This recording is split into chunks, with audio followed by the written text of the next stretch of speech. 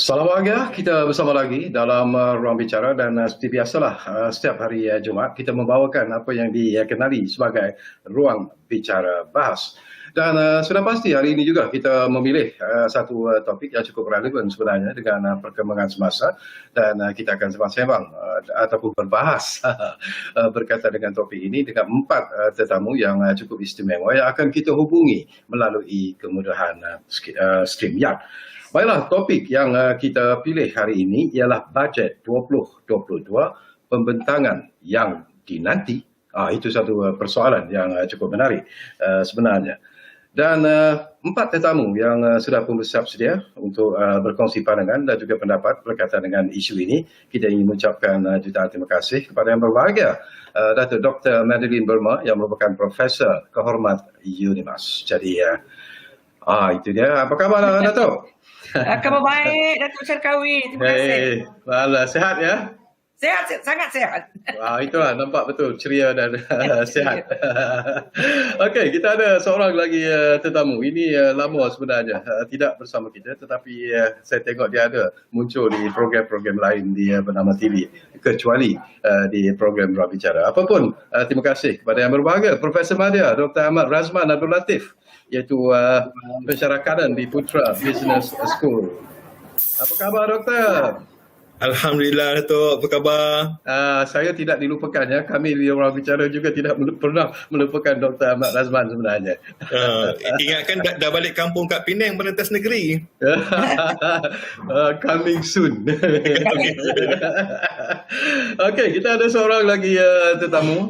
Ini pun tetamu yang lama sebenarnya tidak muncul bersama dengan kita di Ruang Bicara ini. Tapi terima kasih kepada yang berbahagia, Encik Abdul Azhari Abdul Wahid, iaitu Ketua Pengarah Eksekutif di Akademi Usahawan Makro. Jadi, Assalamualaikum Tuan Azhari. Waalaikumsalam, Datuk. Apa khabar? Lama tak jumpa dah ni. Itulah, kita tahun lepas rasanya kita bersama, Tuan. Ya, betul. Zaman-zaman PKP, Datuk. Dan kita juga ingin mengalu-alukan seorang lagi tetamu yang juga akan berkongsi pandangan dan juga pendapat berkaitan dengan isu ini. Jadi selamat datang dan terima kasih kepada Puan Marina Mardi yang merupakan pakar pengurusan keuangan, persendirian dan perunding kompetitif dan inovasi keuangan Bank Dunia Kuala Lumpur. Apa khabar, Puan Marina? Khabar baik, Datuk Syarkawi. Thank you. Terima kasih Datuk dah bernama untuk jemputan. Itulah jawatan tu begitu panjang. Saya pun terpaksa hafal berkali-kali to make sure tak ada salah. Ya, betul. Okey, kita nak membincangkan tentang ataupun nak berbahas tentang isu yang cukup penting sebenarnya, itu bajet 2022, dan kita tahu bahawa pentangan bajet akan dilakukan pada 28 hari bulan, dan hari ini menarik juga kenyataan yang dikeluarkan oleh yang berhormat Menteri Keuangan kita, iaitu Datuk Seri Tengku Zafrul. Dia mengatakan bahawa 3M menjadi fokus utama bajet 2022. Dan 3M yang dimaksudkan, yang pertama ialah memulih kehidupan ataupun recovery. Yang kedua, membina semula daya tahan ataupun resilience. Dan yang ketiga ialah memangkin pembaharuan ataupun reform. Tetapi buat permulaan ini, barangkali saya nak dapatkan pandangan daripada setiap tetamu-tetamu di Ruang Bicara Bahas ini. Kita mulakan dulu dengan Datuk Dr. Madeline lah. Harapan Datuk kepada bajet 2022. Okey, terima kasih Datuk Syarkawi, rakan-rakan panelis kat sini ya. Saya ni sebab dah tua, dia punya harapan tu harapan dia besar sikit ni. Sebab bagi saya ini adalah bajet yang saya rasa immediately after our selepas kita punya rancangan Malaysia ke-12. Rancangan ke-12 itu yang pertama. Jadi saya melihat dia sebagai satu bajet yang komplement melengkapi rancangan Malaysia ke-12, dan saya ingin melihat kelainan sebab saya agak kecewa sedikit lah bila saya melihat rancangan Malaysia ke-12 hari itu, sebab saya rasa ini waktu yang terbaik untuk kita membawa perubahan yang besar, yang drastik, tapi saya rasa tidak banyak yang memenuhi cita rasa untuk pembaharuan. So jadi saya melihat bajet kali ini sampai ada juga orang yang berkata kepada saya, alah Dr. Mehdi jangan penat nak nunggu, dia kata cerita yang sama juga, dia kata. Jadi saya sangat mengharapkan supaya bajet 2022 ini adalah satu bajet yang kita kata bajet yang boleh memenuhi keperluan pembangunan untuk tahun depan. Itu je dulu sebagai permulaan. Ya. Okey, bagaimana pula pandangan daripada Profesor Maria, Dr. Ahmad Razman? Dia juga tentunya, saya baca banyak komen tulisan yang dikeluarkan oleh Dr. Ahmad Razman di media cetak, media elektronik. Jadi mungkin ada pandangan dan juga harapan yang tersendiri sebenarnya daripada Dr. Ahmad Razman bila kita sentuh tentang bajet 2022 ini. Silakan, Dr. Ya Dato', memang saya dah setahun mengikuti pembentangan bajet, dan walaupun kerajaan bertukar sepanjang beberapa tahun sejak belakangan ini, tapi kita semua kena faham bahawa pasukan yang menyediakan bajet tu tim yang sama daripada Kementerian Kewangan.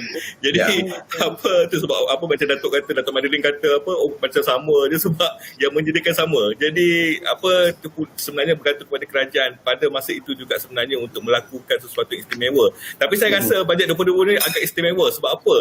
Walaupun selain daripada yang pertama bawah RMK 12, yang pertama bawah Wawasan Kebangsaan Bersama ni, tetapi tahun depan kalau betul lah ada pilihan raya umum dan undi 18 pun akan dilaksanakan, maknanya mungkin dia akan berbentuk belanjawan populis dan mungkin lebih ada jiwa muda.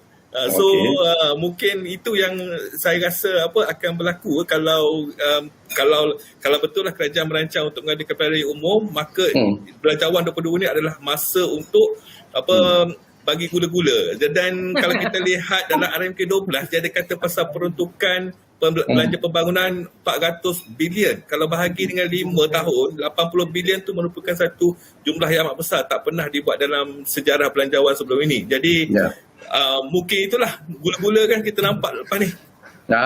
Okey, nanti kita akan bincang tentang istilah gula-gula tu. Itu pun sesuatu yang penting dan menarik sebenarnya. Mungkin sesuatu yang penting dan menarik juga kita dengar pandangan daripada Tuan Azhari sendirilah, terutamanya bila melibatkan usahawan-usahawan makro, kerana dia Azhari mewakili golongan ini. Jadi apakah harapan yang tersirat di sebalik yang tersurat nanti bagi Azhari sendiri? Tuan. Okey, kalau Prof Razman cakap tadi gula-gula kan, sebenarnya usahawan ni dah tak cukup gula dah sekarang ni Prof. Alright, dah terlalu suffering dah for the last 2 years kan. Kita jangka 2021 ni tahun yang pemulihan, tapi sebenarnya lagi besar cabaran dia.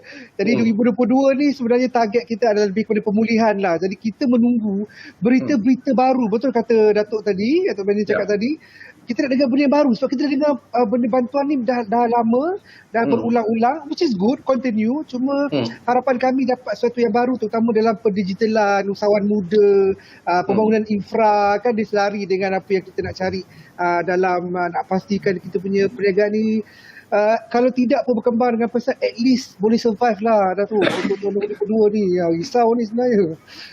Itulah jadi harapan yang cukup tinggi sebenarnya Zahri, terutamanya mewakili usahawan-usahawan mikro. Okey, ini pun menarik kalau kita dengar juga pandangan daripada Puan Marina Marti sendirilah, mewakili Bank Dunia. Wow, mungkin ada sesuatu yang hebat sebenarnya yang ingin kita kongsikan bersama dengan Puan Marina. Pandangan anda, harapan anda kepada bajet? Harapan banyak. harapannya tinggi. Tapi saya setuju dengan Tuan Azhari tentang pemulihan yang perlu difokuskan di dalam belanjawan 22 kali ini. Jika saya boleh lebih fokus ke arah wanita, kerana saya pun salah seorang daripada usaha wanita, disebabkan oleh COVID-19 ni kita nampak banyak sektor yang terkesan, dan antara sektor yang terkesan ni kita tengok contohnya sektor perkhidmatan. Banyak wanita yang berada di dalam sektor perkhidmatan. So mungkin kita tahu belanjawan yang terdahulu kita ada peruntukan untuk wanita, dan saya nak tengok apa yang kita ada pula pada 22 ini. Tapi lebih kepada pemilihan lah harapannya. Okey, baik. Ini satu situasi dan juga suasana yang menarik sebenarnya. Kita sedang menghadapi pandemik COVID-19 dan kemudiannya macam apa yang disebut oleh tetamu kita tadi, terutamanya Profesor Ahmad Razman tadi ataupun Dr. Ahmad Razman tadi mengatakan kita tak nak bajet ini dijadikan seperti gula-gula, tetapi ada juga pandangan sebenarnya nak dapatkan Dr. Marilyn punya pandangan lah. Ada yang mengatakan bahawa kadang-kadang pembentangan bajet itu utamanya apabila dekat dengan pilihan raya umum misalnya, ianya lebih kepada tarikan politik sebenarnya, ataupun digunakan bajet ini sebagai political tool untuk menarik sokongan rakyat kepada kerajaan yang sedia ada. Sejauh mana betul atau tidaknya? Apakah ini hanya perception? Okey, saya suka istilah gula-gula tu sebab ada satu lagu dangdut tau. Dia kata dah main-main gula-gula sebab saya mengikuti lagu dangdut. So dia tahu kita dangdut ni. So dia kata kita menggunakan dia sebagai satu tarikan, sebenarnya benda tu tak ada tetapi you gunakan gula-gula Jadi dia agak negatif konotasi gula-gula dalam tu, dia macam orang sakit diabetik jugalah. Banyak sangat gula, Azhari. Saya terlalu banyak pun kurang baik. Dia cukup sederhana. Jadi maknanya gula-gula kena ada, penawar dia juga ada. Okey, balik kepada cerita tu. Dalam public policy kalau kita bercerita tentang public policy dasar awam, memang bajet ini memang keutamaan dia ialah untuk tujuan merancang. Dia adalah satu daripada 4 perancangan yang besar di negara kita. Satu yang kita panggil rancangan jangka panjang. Satu lagi ialah rancangan 5 tahun. Dan kita ada midterm review. And budget is one of them. Yang tahunan. Kita ada untuk tahunan jadi bajet ni. Jadi di satu pihak memang ada orang mengatakan dia adalah satu yang digunakan oleh parti politik untuk undi dan sebagainya lah. I'm not denying that benda ni tak betul. Memang ada, tetapi the reality is that it goes beyond that also, sebab budget is something that komitmen sesebuah kerajaan untuk menentukan kita sebagai rakyat sekurang-kurangnya kita tahu ke mana hala tuju kerajaan ni. So itu penting, maka bajet itu dibentangkan, dibahas. Kita tak boleh just terima seadanya. Kalau dia gula-gula, kita kata mungkin kita tak suka gula tu. Kita nak stevia type. Iaitu kita boleh telan tetapi yang tidak memudaratkan. Jadi maknanya macam Azhari kata tadi, mereka memerlukan bantuan. So tapi jenis apa bantuan yang diperlukan? So jenis gula tu sangat penting. Kalau ia pun, sebab gula ni adalah insentif. Sebab di Malaysia kita banyak menggunakan insentif daripada punishment. Sebab kita ada what we call usaha satu kita incentivize. Yang satu kita discourage or disincentive. So di Malaysia lebih baik kita menggunakan insentif dari mengenakan cukai. Banyak-banyak cukai lagi seksa. So bagi kita, bagi saya bajet tu di satu pihak memang boleh digunakan dan kadang-kadang digunakan, tetapi yang lebih penting lagi ia menentukan hala tuju kita dan kita sebagai rakyat sekurang-kurangnya kita tahu ke mana hala tuju dan bagaimana duit itu dibelanjakan untuk tahun akan datang. Itu lebih penting bagi saya. Okey, pandangan Dr. Ahmad Razman dalam isu ni dok. Kita tahu bahawa ialah kesan ataupun impak pandemik COVID-19 itu dari aspek ekonomi, kehidupan rakyat dan sebagainya begitu ketara sekali, dan ini sesuatu yang perlu dilihat dengan serius, dan kita tahu kerajaan juga sebenarnya melihat isu ini secara serius. Tetapi apakah Dr. Ahmad Razman merasakan bahawa mungkin dalam bajet 2022 ini tumpuan akan diberikan seperti apa yang disebut oleh Yang Berhormat Menteri Kewangan, bahawa memulih kehidupan itu akan menjadi perkara yang sangat penting sebenarnya dalam bajet kali ini? Ya, saya setuju pemulihan itu penting. Kita belum lagi betul-betul keluar daripada pandemik. Sebenarnya kita dah masuk dalam endemik dan saya ingin menyentuh pada awal tahun lepas, selepas MCO yang pertama, PKP pertama dimulakan pada 18 Mac itu. Lepas itu ada satu kajian daripada kerajaan bertanya kepada individu dan perniagaan jika mereka ingin pulih berapa lama masa yang diambil, dan kebanyakannya responden menyatakan mengambil 4 hingga 6 bulan. Dan kalau kita tengok sekarang, kita baru membenarkan banyak sektor ekonomi kembali beroperasi, dibuka, tetapi bukan bermakna serta-merta mereka akan pulih menjadi seperti biasa.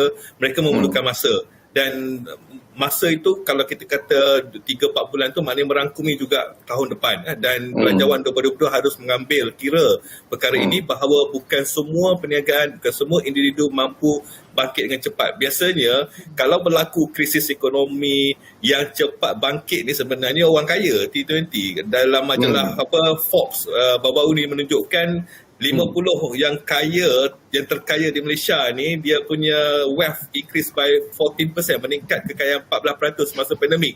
Tetapi gaji purata rakyat Malaysia pada tahun lepas jatuh 9%. Maknanya setiap golongan tu berbeza-beza pemulihannya, dan memang kita kena ambil kira perkara ini dan masukkan dalam Belanjawan 2022 supaya tidak ada yang terlepas pandang yang tak pulih-pulih, dan ini merangkumi semua golongan lah.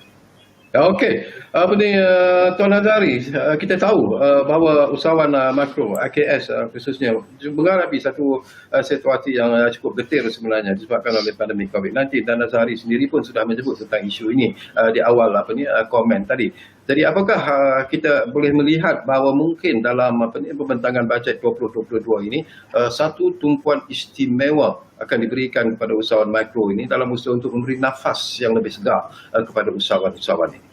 Ya, sebab saya rasa Datuk kan, pemulihan ni macam kata Prof Razman tadilah, dia makan masa. Right, dan walaupun dipulihkan pun tahun depan, katakanlah boleh berjaya 100% pun, kita kena faham kekangan-kekangan yang masih ada. Contoh, di kedai dah meja dah berjarak.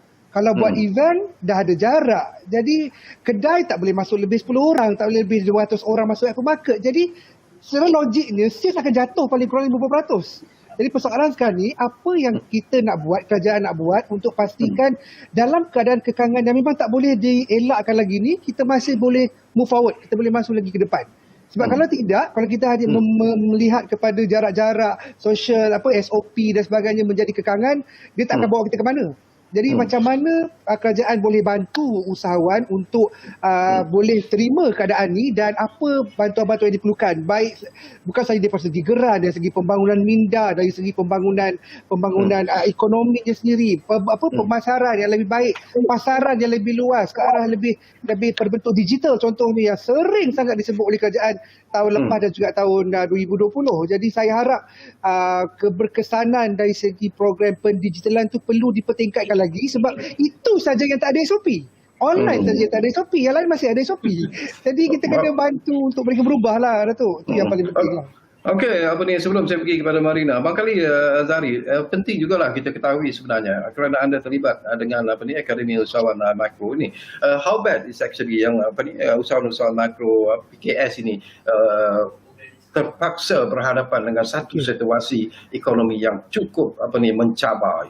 Okey, saya pernah ada kedai mengurut di KLI 2 sebelum COVID. Tu saya personally kedai mengurut refleksologi di KLI 2. Tutup habis tuan. Kami berhutang dan sebagainya, tak selesai, tapi kedai dah tutup, baru dibenarkan buka daripada 10 hari itu. Dan saya juga sering bertemu dengan usahawan asnaf yang di bawah, yang memang hari-hari berniaga mengharapkan pendapatan untuk kehidupan seharian, untuk sesuap nasi setiap hari. Memang kalau kita tengok di luar sana sebelum PPN tahun lepas ataupun pertengahan tahun ni, hampir semua tak tutup. Kita nampak lepas 2 minggu dia orang muncul balik. Lepas 2 minggu dia muncul balik sebab dia tahu dia tak cukup duit lagi tuan. Jadi dia masih nak berniaga, semangat masih ada. Cuma persoalan sekarang ni, apa yang boleh kita bantu untuk pastikan semangat dia orang kuat, dan yang penting strategi dia orang betul. Sebab dia orang kena confuse, buka tak boleh banyak, meja kena buka. Kalau orang berniaga di retail contoh ni, kedai tak boleh ramai orang masuk. Online pula tak pandai. Bak kata Datuk tadi sebelum sesi tadi, dah tak boleh pula nak akses kepada data contohnya. Jadi benda ni satu harapan yang tinggilah untuk kita dapatkan pembangunan infrastruktur seiring dengan pembangunan keusahawanan itu sendiri, Datuk. Itu yang kami risau.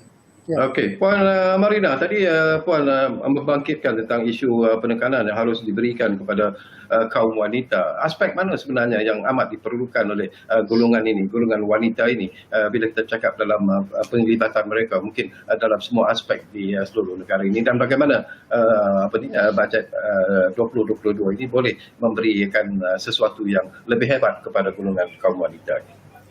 Okey, untuk saya kita tak boleh menidakkan kepentingan pembentangan bajet setiap tahun. Semestinya setiap pembentangan bajet tu berkait rapat dengan pemacuan ekonomi negara lah. Persoalannya di sini yang saya ingin kemukakan adalah dari segi pelaksanaan. Yang kita boleh pentangkan pelbagai rancangan yang tak boleh disangkal keberkesanannya, tapi pelaksanaan setiap perancangan untuk saya adalah kunci kepada setiap kejayaan, setiap plan yang ada. Contohnya kalau saya fokuskan pada pembangunan wanita, lebih 500 juta diperuntukkan kepada wanita belanjawan 2021. Tapi dari segi dari amount ni, bagaimana dengan status pelaksanaan untuk memastikan yang bantuan ni bukan hanya one off tapi dapat membantu kesinambungan perniagaan usahawan-usahawan wanita di luar sana. Jika saya boleh ulas sedikitlah tentang perancangan kewangan, dari situ saya nampak sedikit kenaikan awareness lah bila dah jadi COVID-19 semua ni. Semua mula untuk berjinak dengan merancang kewangan dari segi yang sepatutnya. Daripada sebelum ni katalah asal ada kita teruskan saja.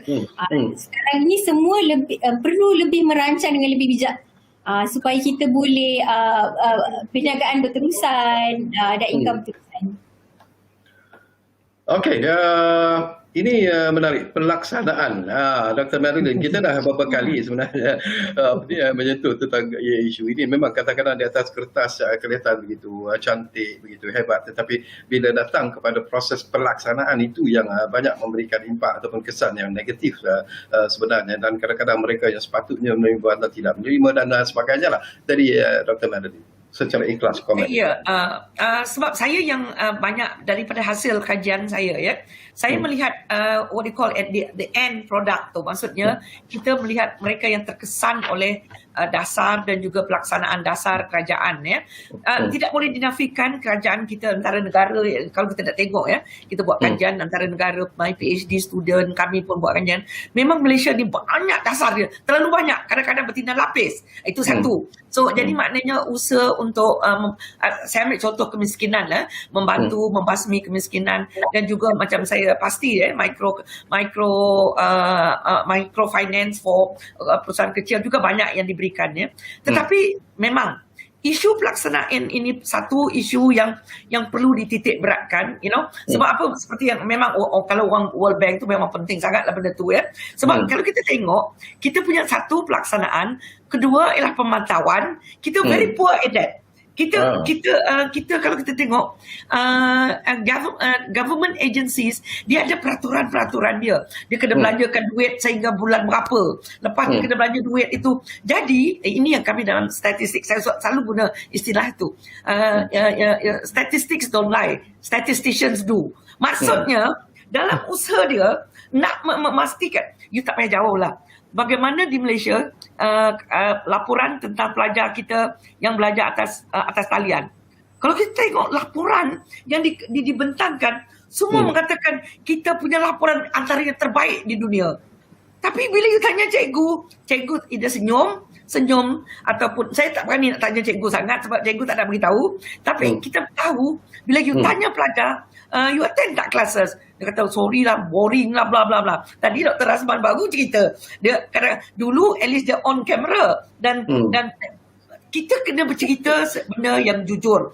Bukan tujuan untuk menjatuhkan sesiapa. Tujuan kita bila macam kami panelis ni, memang nanti orang kata itulah dia mulut celupa kan. Tetapi sebenarnya niat kami adalah untuk kebaikan negara, untuk kebaikan rakyat. Kalau tidak ada orang dari para akademik yang menyuarakan perkara-perkara begini, kita tidak boleh mengharapkan orang lain. Sebab orang akademik yang membuat penyelidikan. Jadi kita tahu bagaimana di mana berlakunya kebocoran. Bukan di peringkat perancangan. Di peringkat pelaksanaan. So that's why evaluation and monitoring sangat-sangat penting dalam segala bentuk aktiviti bagi saya. Yes. Setuju ataupun tidak Dr. Razman, apa yang disebut oleh Datuk Marilyn? Ya, betul. Memang kalau bila sebut nama belanjawan, bajet, maknanya perancangan, merancang macam mana dengan pelaksanaannya.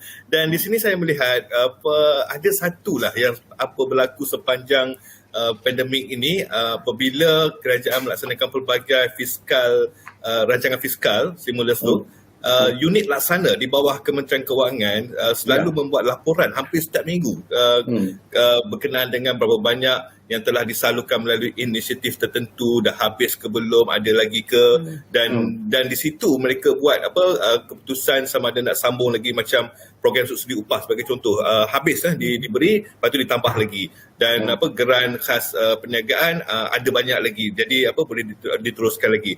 Dan saya lihat konsep itu lebih transparent, lebih accountability itu ada, dan mungkin boleh dipraktiskan dalam belanjawan akan datang ni. Bermakna kita nak tengok, okey, bila kita dah umum semua ni, berapa banyak yang dapat dilaksanakan, supaya kita tahu setiap tahun ada supplementary bajet tambahan. Tapi kali ini akan ada justifikasi kenapa ada bajet supplementary, sebab benda ni dah habis. Satu contoh yang saya nak tengok dalam belanjawan akan datang ni, sebab belanjawan 2021 ada menyebut tentang program Jana Kejaya, MyStep, mewujudkan 50,000 pekerja kontrak, 500,000 pekerjaan baru. Tetapi saya tengok statistik dari awal tahun lepas hingga 2 bulan lepas, sebenarnya kerja baru tambah 30,000 je. Dia masa pandemik tu dia jatuh, jadi dia meningkat balik, tapi the net increase tu cuma 30,000.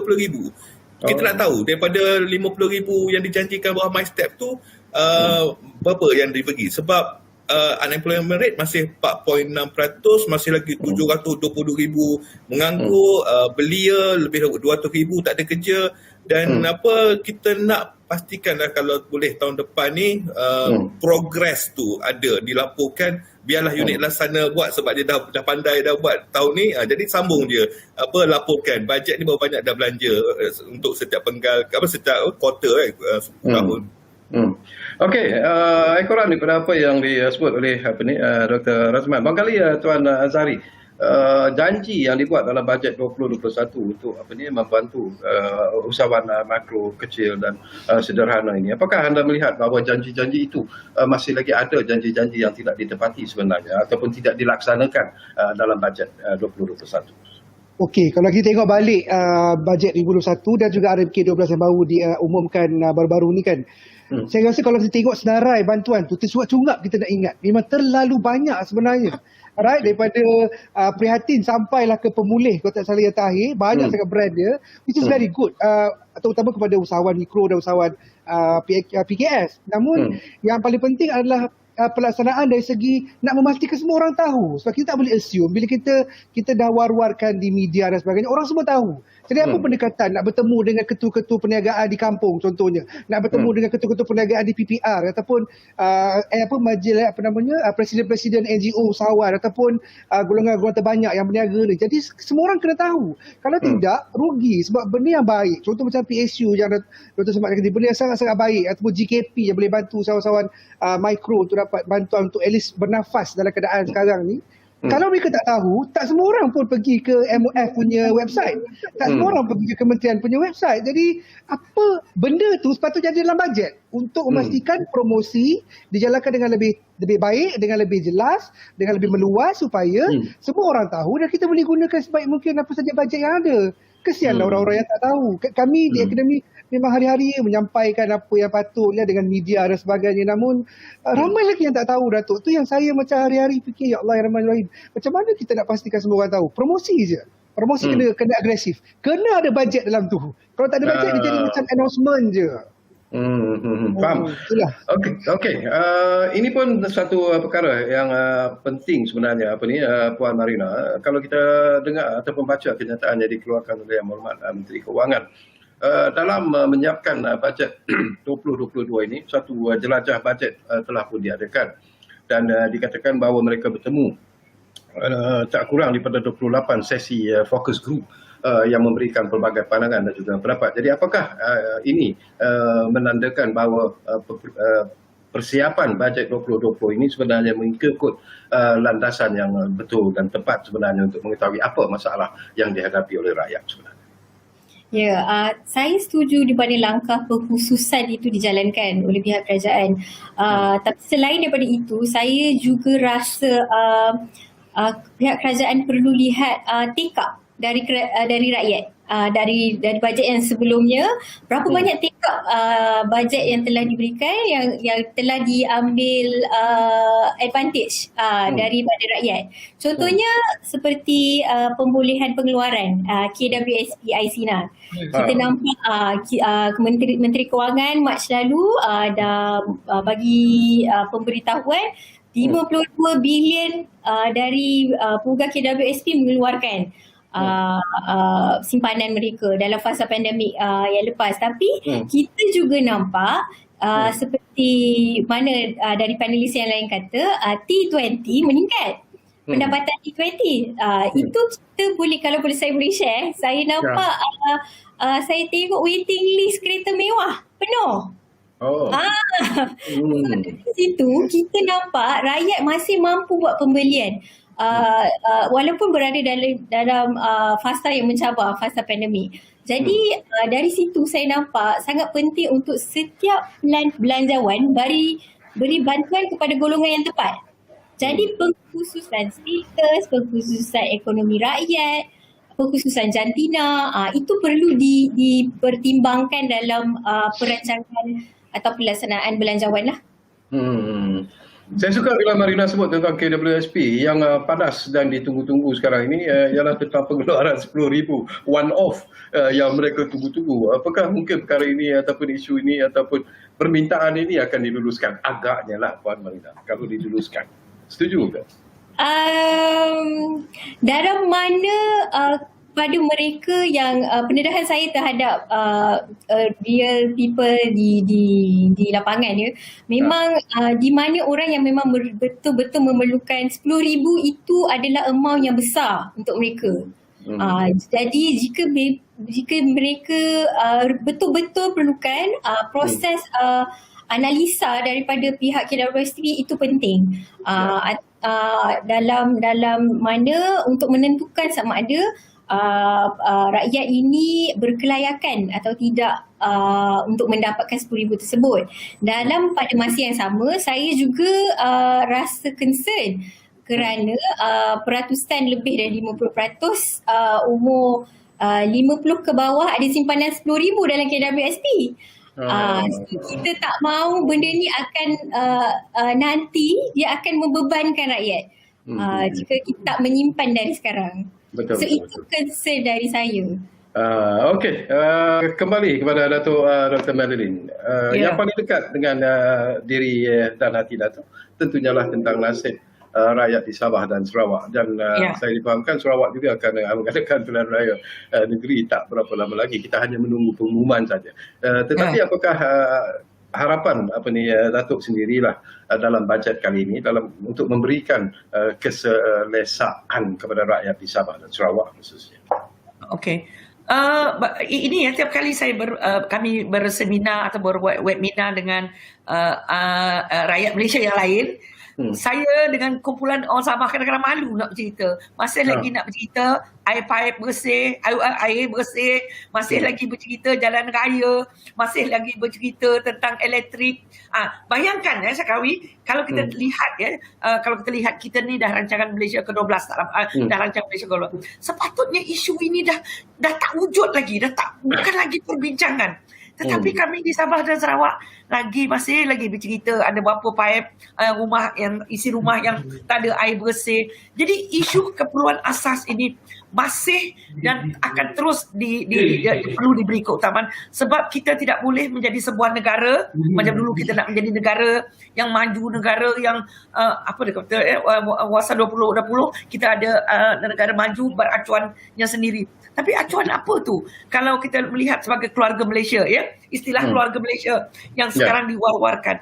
Keluarga Malaysia jenis apa? Yang ada anak yang terlalu daif dan ada anak yang dikatakan dia tu memang kluster kayangan, betul. Yang terlalu miskin. Kalau kita ini satu keluarga, maka urusan untuk menyamaratakan kesaksamaan itu perlu dikeutamaan. Tetapi ia tidak boleh dilakukan dalam sekelip mata. Kalau dalam masa lebih 50 tahun kita merdeka, kita tidak dapat menyelesaikan masalah ini, saya tidak boleh mengharapkan dalam bajet 2022 benda ini boleh diselesaikan. Tetapi kesedaran untuk memastikan kepentingan ataupun keperluan rakyat Sabah, Sarawak dan juga golongan yang terpinggir, kita kata marginalized group, termasuk di Semenanjung. Tak kisah gerombolan mana, dia tidak kira etnik. Tadi disebut, Marina sebut ada wanita dan sebagainya. Memang ada dia ibu tunggal dan sebagainya. Jadi kita perlu memberi tumpuan di situ untuk dia sepati dengan apa yang slogan sekarang, keluarga Malaysia. So biarlah keluarga Malaysia ini keluarga yang di mana kesenjangan antara yang berada dengan yang kurang itu dapat dirapatkan. Ini cerita lama, tetapi disebabkan dia terlalu lama, dia mesti dan terus diingat dan diberi peringatan setiap kali. Betul. Okey. Baik, Dr. Razman, apa lagi penambahbaikan yang anda lihat ataupun yang anda harapkan sebenarnya dalam bajet 2022 ini? Biasanya yang selalu bertambah ni peruntukan. Kita tengok setiap tahun sentiasa bertambah dan dan juga kerajaan mungkin menjangkakan hasil bertambah. Tetapi kalau boleh kita tak naklah hasil tu bertambah melalui penambahan cukai baru ataupun penambahan kadar cukai. Bukan semua yang bertambah tu bagus. Saya berat badan bertambah tak bagus. Jadi penambahbaikan lah yang saya ingat kalau ada dalam belanjawan ini, kalau boleh walaupun kita menjangkakan kerajaan akan terus mengamalkan perbelanjaan ataupun yang defisit, iaitu perbelanjaan melebihi daripada hasil. Namun saya mahu juga melihatlah bahawa kita telah juga memfokuskan kepada mengawal perbelanjaan supaya tidak berlaku ketirisan, tidak berlaku orang kata banyak salah laku rasuah. Kita baca dalam berita banyak kes melibatkan kartel, melibatkan individu mendapat projek banyak projek yang menyebabkan pelabur pun tak berani nak masuk sebab apa? Kerana banyak orang kata kelebihan diberi kepada pihak-pihak tertentu. Dan Transparency International juga melihat bahawa sebenarnya rasuah ni menyebabkan negara kerugian hampir 4% daripada K&K, maknanya kehilangan dekat 64 bilion setiap tahun. Dan kalau kita dapat mengawal perbelanjaan kita itu, dan tidak ada sebab untuk kita nak memperkenalkan cukai baru sebab mengawal perbelanjaan membolehkan kita mampu melaksanakan semua program dan projek itu dengan hasil yang sama. Sebab kita tengok komoditi sekarang minyak sawit, getah pada kadar yang tertinggi. Kalau ini berterusan hingga tahun depan, hasil-hasil ini mungkin dah cukup. Tapi yang penting perbelanjaan tu kena harus orang kata dipastikan tidak berlaku banyak sangat ketirisan dan tidak lagi berlaku kisah-kisah rasuah yang orang kata amat bukan sahaja menyedihkan tapi memalukan dan juga sebenarnya memberi kesan yang semua kena, bukan orang tertentu, semua kena. Itulah yang kita kena fokuskan sebenarnya. Tadi di awal tadi ada Prof sebut tentang masalah mewujudkan peluang pekerjaan. Itu pun satu isu yang mungkin perlu diberi perhatian yang serius dalam pembentangan bajet kali ini, dan kita tahu bahawa isu ini masih lagi belum dapat diselesaikan ke tahap yang kita inginkan sebenarnya. Jadi apa yang perlu diperkenalkan ataupun ditimbulkan dalam bajet ini dalam usaha untuk mewujudkan lebih banyak peluang-peluang pekerjaan? Saya ada satu idea yang boleh tolong Cik Zari jugalah untuk usahawan-usahawan mikro ni. Apa yang kita dapatannya apabila bank-bank komersial tempatan memberikan pinjaman kepada perniagaan, kita dapati hanya lebih kurang 33% saja daripada pinjaman tu pergi kepada ekonomi tampak. Bermakna pinjaman tu pergi kepada perniagaan untuk dia mengembangkan perniagaan ataupun mengenakan produk baru dan mengambil pekerja. Tetapi kebanyakan pinjaman yang diberi ni, yang perniagaan ambil ni, dia kadang-kadang dia gunakan, terutama perniagaan yang besar, dia guna untuk kabus hutang lama. Dia pinjam hutang baru, dia refinance kabus hutang lama. Jadi ekonomi is not, orang kata affecting the real economy. Jadi mungkin boleh buat satu inisiatif dalam belanjawan kali ini, iaitu keutamaan diberikan dalam pembiayaan kewangan perniagaan yang akan menggunakannya untuk mengambil pekerja baru ataupun membesarkan perniagaan. Jadi keutamaan itu patut diberikan. Jadi SME ataupun PKS adalah antara yang mengambil banyak majoriti pekerja di Malaysia, dan kebanyakan mereka mengalami kesukaran untuk mendapatkan pinjaman daripada institusi kewangan ni sebab ialah orang kata kecil, track record tak bagus. Tapi kalau diberikan keutamaan kepada mereka, maknanya kalau mereka dapat pinjaman tu berjaya menggaji pekerja, maka ini akan menyelesaikan masalah pengangguran. Saya baru semalam keluar pergi makan dekat rumah kedai makan kawan saya tanya apa masalah yang paling utama sekarang. Dia kata nak cari pekerja susah. Dan betul. jadi kalau mereka dibantu dari segi inisiatif dapat pekerja baru, termasuk dari segi pemberian kewangan untuk dapatkan pekerja, saya rasa ini boleh menyelesaikan masalah pengangguran itu. Okey, cuba kita tanya, kita dapatkan komen daripada Tuan Azhari daripada apa yang disebut oleh Profesor Madya Dr. Ahmad Razman tadi. Azhari. Okey, betul Prof. Saya tak nafikan memang PKS antara penyumbang utama untuk pembangunan dari aspek pekerjaan. Itu memang kita nafikan, memang paling besar. Cuma isu dia bila kita sebut pasal penerimaan, bantuan dan sebagainya, terutama dalam keadaan pinjaman contohnya, kita dah banyak kali bangkit isu ni, dan even diberi nama apa sebelum ni tentang birokrasi yang usahawan perlu lalui. Sebab bila ada kekangan-kekangan, contoh macam sitosikris, kita faham kenapa perlu ada sitosikris. Saya rasa Datuk pun boleh komen on this. Memang perlu ada untuk dari segi pengawalan. Tapi kena faham, bila dalam keadaan COVID ni tu, dia dah jadi cerita lain dah. Dia dah jadi total blackout. Jadi situasi kris tu dah tak nampak dah sebenarnya. Jadi kalau masih lagi nak go through balik kepada situasi kris, jadi bantuan tu kurang dikeluarkan, kurang sampai kepada usahawan-usahawan. Jadi bagaimana kita nak berkembang? Macam mana kita ambil pekerja? Betul tak? Macam mana kita nak cari sumber pendapatan yang lagi baik? Jadi birokrasi tu perlu kalau boleh hapuskanlah. Kalau tidak pun sekurang-kurangnya diberi kelonggaran lah. Kita faham perlu ada benda tu, tapi diberi kelonggaran di pihak bank, di pihak agensi kerajaan dan sebagainya. Tapi yang penting sekarang ni jurang, macam mana kata Datuk tadi, jurang antara usahawan mikro dengan company besar contohnya. Kan lebih baik kalau kerajaan boleh bagi insentif kepada GLC, kepada PLC, Public Listed Company, untuk turun padang, bantu PKS supaya sama-sama berkembang dalam rantaian ekonomi yang sama. Jadi itu boleh membangunkan kesemua usahawan dalam masa yang sama, boleh kita pulih balik ekonomi. Jadi insentif itu perlu. PLC, GLC dia ada insentif, dia mulalah pandang. Jadi kena ada bantuan dari segi bentuk insentif supaya sama-sama boleh bangunkan balik ekonomi ini tanpa lupakan rantaian ekonomi yang berkait antara satu sama lain. Baik, Puan Marina, mungkin Puan juga ada komen. Mungkin masanya sudah sampailah, di mana kita juga ingin melihat seperti apa yang disebut oleh Tuan Azhari, iaitu peranan yang dimainkan oleh JLC dalam usaha untuk membantu usahawan-usahawan kecil ini untuk bangun semula, dan bantuan itu boleh datang dalam pelbagai cara sebenarnya. Tapi apakah Puan Marina mungkin ada pandangan tersendiri dalam isu ini, Puan? Ya, saya setuju dengan setiap GLC mempunyai peranan yang tersendiri dalam memangkinkan ekonomi negara dengan mandat yang jelas. Semestinya syarikat-syarikat GLC mampu untuk melaksanakan program-program yang dapat membantu ekonomi daya saing ni. Contohnya sebelum ni saya pernah bekerja di Khazanah Nasional. Saya rasa telah terbukti Khazanah menunjukkan hasil dalam memangkin ekonomi dari program-program yang menitik beratkan 3 perkara, 3 sudut, dari pembinaan negara atau nation building, pelaburan strategik dan juga memaksimumkan keuntungan pelaburan. Jadi dari 3 aspek ini yang saya rasa itu juga aspek yang Kementerian Kewangan mahu pertingkatkan.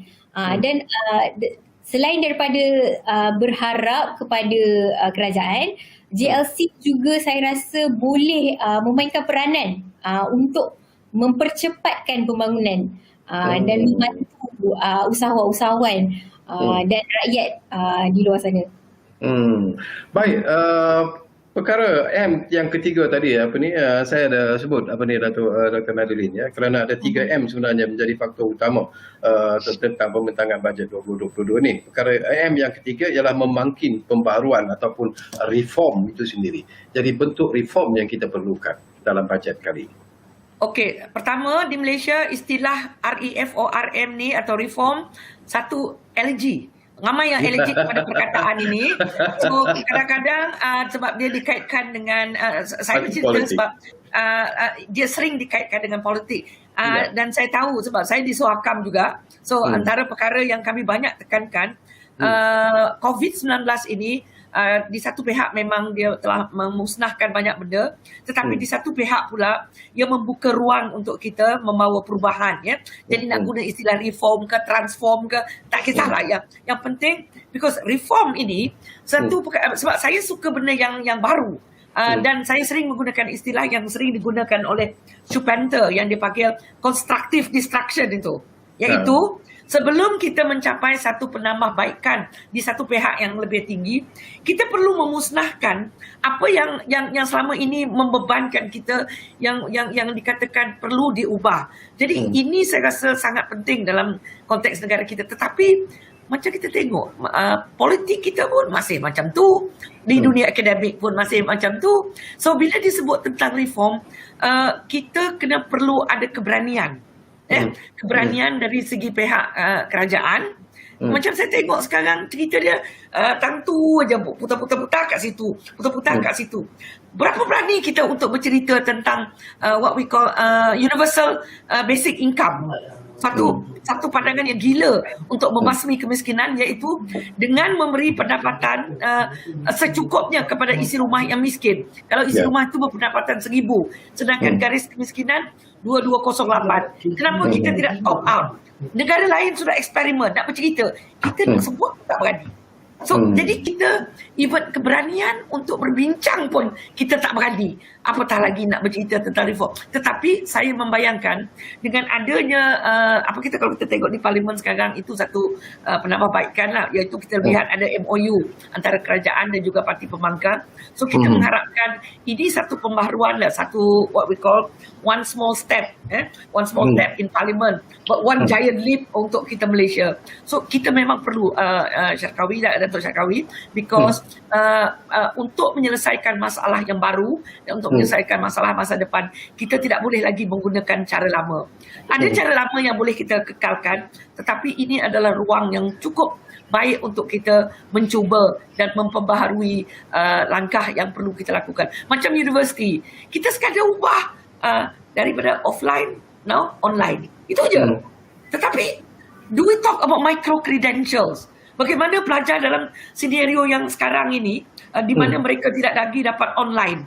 Kita tak boleh lagi bercerita tentang online. Di luar negara, mereka mengutip credential. Meaning to say, saya study di sini. Kita di Malaysia masih lagi menentukan sama ada dia masuk berapa bulan dan keluar berapa bulan. Tapi let's not go into that lah. Dr. Razman is the best person. Bagi saya, we need to go beyond that. Benda yang tidak pernah kita fikirkan. So kita perlu fikirkan. Itu je. Okey, apa yang perlu kita fikirkan sebenarnya sekarang ini? Dr. Razman? Saya pun tak tahu nak fikir apa sekarang. Sama lah kita. Tapi daripada pemerhatian Dr. Razman sendirilah, how long does it take sebenarnya kalau kita lihat pada situasi semasa dengan pandemik COVID-19, economic recovery dan sebagainya? Berapa lama sebenarnya kita akan melalui detik-detik ini sebelum sebenarnya kita mungkin kembali pulih seperti dahulu? Kalau ya betul. Kalau kita selalu tengok movie Hollywood, dia bila berlaku krisis yang besar, masa itulah berlaku ni orang kata perubahan, transformasi. Dia macam apa, hero kena kalah dulu, jadi kita dah mengalami situasi ini. Tapi adakah kita sudah terdesak? Kalau kita sudah terdesak, memang akan berlakulah perubahan. Dan sebenarnya memang betul lah ada beberapa perubahan yang kita sudah nampak. Dan yang penting sebenarnya momentum tu perlu ada. Dan momentum perubahan itu perlu dipaculah dengan komitmen berterusan oleh kerajaan untuk memastikan bahawa apa saja yang kita sedang cuba laksanakan ni tidak terhenti, terbantut di tengah jalan, ataupun yang kita lagi takut hijack oleh pihak tertentu. Sebab apa? Itu yang saya sebut daripada mula-mula lagi. Sebab orang semua nak pulih, orang semua nak macam-macam. Tetapi ada satu pihak dia kata, okey, tapi mungkin keutamaan mereka lain. Mungkin keutamaan mereka untuk memperkukuhkan kuasa untuk tahun depan sebab pilihan raya.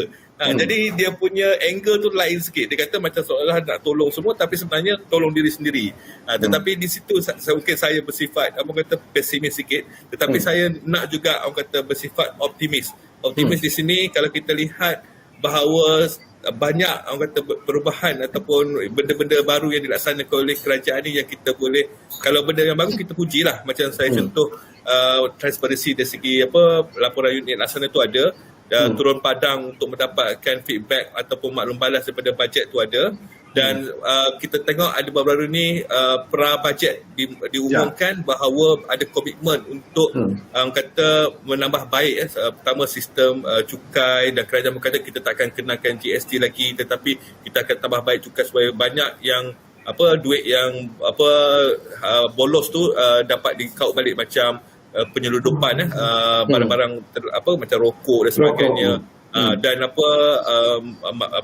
dan yang mungkin Pandora box tu yang orang kata duit keluar kat sana tu pun mungkin ambil balik, kita tak tahu, tapi dari segi pra-bajet tu kita dah nampak bahawa ada juga orang kata komitmen daripada kerajaan untuk menambah baik bajet kali ini supaya tidak menjadi bajet yang seperti sebelumnya. Satu soalan. Prof, Datuk Serkawi, saya nak tanya Prof Razman. Boleh sekejap je. Prof, what do you think? Some people say that we don't even need a 5-year plan because everything is so dynamic. Terlalu dynamic. Kenapa mesti tunggu 5 tahun? Macam yang zaman dulu-dulu lah. Kalau kita nak perubahan, kenapa mesti 5 tahun? Kenapa tidak dipendekkan? So, ini antara pembaruan. Berani tak kita buat benda-benda macam tu? Itulah dia. Ya, betul. Dia kalau dalam accounting lah saya ajar, dia ada flexible budget, dia ada zero based budget. Sebenarnya patutnya kalau kita guna zero based budget ni patut lebih sesuai. Zero based budget ni bermakna bukannya budget copy paste. Maknanya tahun lepas kita control C, control V jadi buat budget. Tapi zero based budget ni kita start from zero, maknanya apa sahaja keperluan pada tahun itu, itulah yang kita masukkan. Maknanya kita tak bergantung pada apa yang kita buat tahun lepas lah.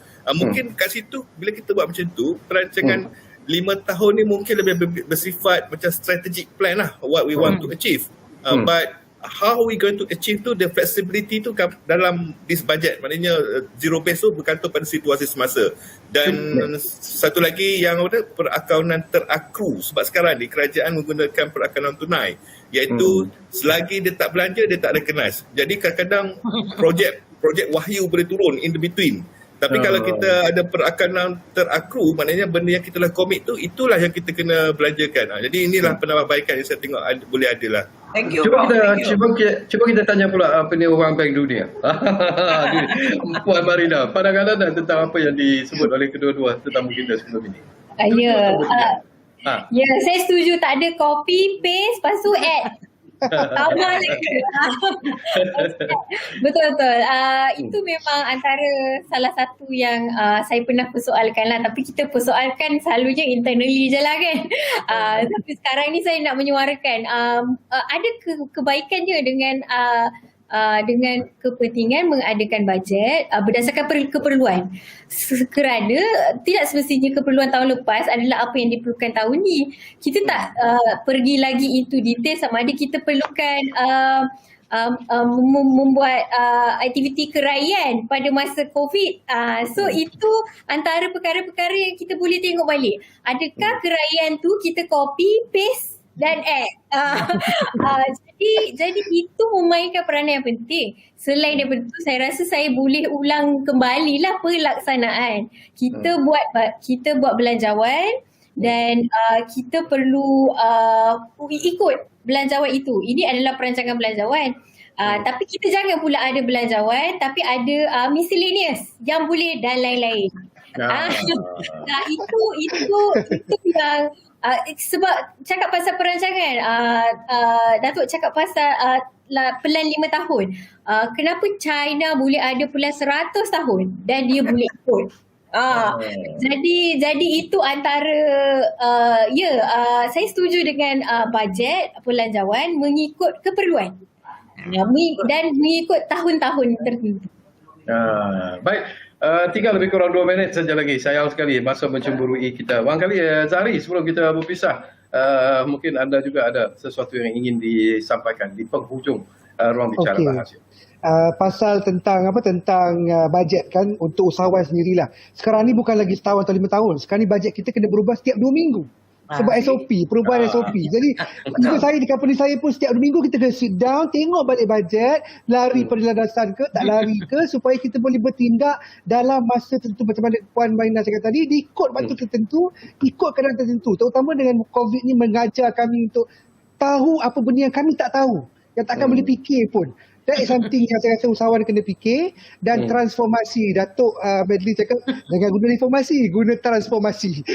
Transformasi untuk usahawan perlu, sebab dari segi minda, persediaan menghadapi krisis macam ni, dan pendigitalan tak boleh dapat dielakkan. Itu dah jadi bukan satu pilihan, dia dah jadi satu kewajipan dan jadi kehidupan sebagai seorang usahawan.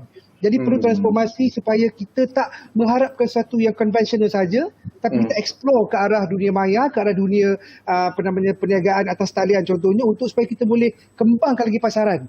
Jadi bila kita rancang dengan cara yang baik, kita ada strategi yang baik dari segi pemasaran online dan sebagainya, sekurang-kurangnya kalau tidak pun kita berjaya tahun depan, kita boleh survive dan kekal dalam perniagaan. Saya rasa itu yang paling penting untuk semua usahawan seluruh negara, Datuk.